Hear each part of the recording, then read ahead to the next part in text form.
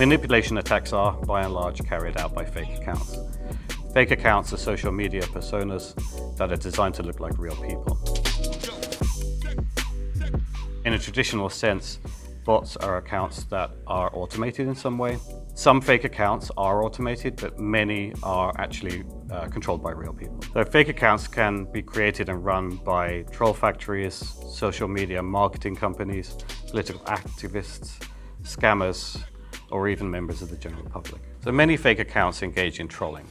Trolling is the process of posting controversial comments designed to provoke emotional reactions and start fights.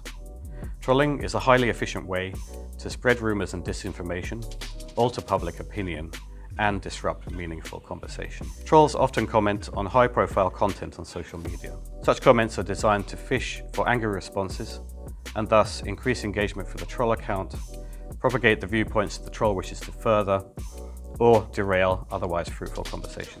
Fake accounts are not easy to spot. Some traits can be useful for determining whether an account might be fake. These include accounts that post very often or 24 hours a day, very new accounts, accounts with usernames that contain random characters or usernames with many digits, accounts with no profile picture or bio, or accounts with profile pictures or descriptions that follow specific patterns. You may occasionally see a post or thread that angers you enough to want to reply to it. Don't.